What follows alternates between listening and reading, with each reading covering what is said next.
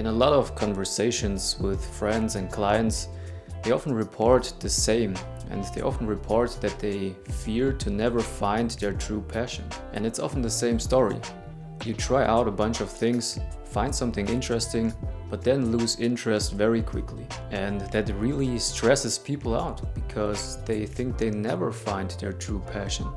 This inspired me to make this video, and I want to share why you should never stop searching for your passion, which wise questions may guide you towards your passion, and what challenges come along your way once you've found it. Okay, I want to say one thing right at the start because this is very important. In terms of your mental health, it's very important that you don't overjudge yourself and don't beat yourself up just because you didn't fall in love with yoga or photography or coding. The reality is just you haven't found your passion yet, and that's totally fine. The problem is you're getting judged by people who already settled. And the thing with those people is they judge you because you're still exploring, and they settled without exploring. And they're subconsciously deploying that because misery just loves company.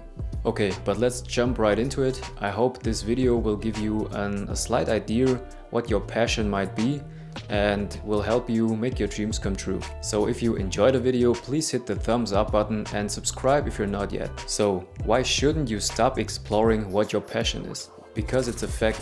You're more likely to maintain motivation and feel successful when things come easy to you. So, finding a game where the odds are naturally in your favor is critical for you. In other words, that's finding your passion. Because your passion is something you already know how to do and nobody has to motivate you to do it. It's actually like a virtuous cycle. You stay energized because you make progress where other people have failed. Because of that, you achieve great results. And because of that, you're getting paid more money because you achieved that great results. And because of that, you make even more progress and make even better results. And because of that, you're happier. And the cycle continues. So I think it's obvious that it would be insane if you're not searching for your passion. And I'm convinced everybody has a passion. Okay, but how to figure out your passion? In my work with clients, I found some questions that are very helpful for self-reflection and self-awareness when it comes to your passion. And one last thing before I give them to you, don't panic if you don't have an answer to them yet. You can just take them with you while you're exploring. Okay, here they are. What comes naturally to me? For a moment, just ignore society and expectation. No people-pleasing, no self-judgment, no second-guessing. Look inside and ask yourself, when did I feel like the real me? When have I felt alive? And pick the first thing that comes into your mind. Whenever you feel authentic and genuine, you're headed into the right direction. And when you take this question with you, try to be mindful for exactly those feelings. And it doesn't have to be one certain thing. It can be a combination of traits. For me, for example, it's helping people to gain a new perspective. And that's why I combined some things like coaching and storytelling via video to visualize thoughts and give people a new perspective on things. This brings us to the next question. What feels like fun to me but work to others? Are you enjoying yourself while other people are complaining? The work that doesn't hurt you is the work you're supposed to do. It's when you feel eustress, the good part of stress, when you feel euphoric. For me, again, this is coaching people, writing scripts, filming and editing videos. And I'm sure for a lot of other people, this might be a nightmare.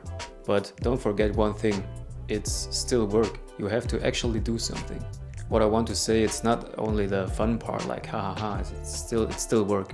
What makes me lose track of time? The buzzword here is flow, the flow state. And it's that mental state where you're so focused on a task that the rest of the world just fades away. So keep your eyes and your mind and your feelings open if you feel like you enter such a state. It might be a good indication for your passion. Where do I get greater returns than the average person? We are continuously comparing ourselves to others. And it's more likely to be satisfied when this comparison is in our favor. So if you notice you have some success while others fail and you don't even know exactly why, you're on the right way. What would I do if I knew I could not fail? If you're honest with that question, you will see what you're not doing because you're afraid to fail, because it's not the norm, or because you compare yourself. This question puts away the fears and doubts away for a second, and we often see a clear picture in our mind what we would do if we didn't have that fear or that doubt. So ask yourself this question and write down what comes to your mind. What picture do you see? This can help you to visualize your passion. These questions can be a very good indicator what your passion is. So be honest with yourself, even if it's not a cool or trending passion. Okay, so what if you already know what your passion is? Then there comes the challenge to go for it, because after awareness, there's action. And before you actually do shit, a lot of doubts can get into your way. I think the real challenge for a lot of people is that there's two voices in your head. There's one external voice, like expectations from your parents, opinions of your peers, the expectations of society, and there's this internal voice, your gut feeling, your talents, the things you love doing. And you can hear that voice. It's actually very silent at the beginning, but you can still hear it and you can feel that it's there. And you probably can't even hear exactly what it's saying. But trust me, everyone has this voice. And to manage this challenge, it can be very helpful to try the explore trade-off. The goal is to try as many possibilities as possible. And after this period of exploration, you shift your focus to the best solution you found. Now you should deeply listen to yourself if you're winning or losing right now. If you're winning, exploit. If you're losing, explore. Companies like Google, for example, ask their employees to spend 80% of the work week with their normal job and 20% in projects they want. And that led to products like AdWords or Gmail. So if you don't feel like you're passionate about what you do, keep exploring what feels good and natural to you.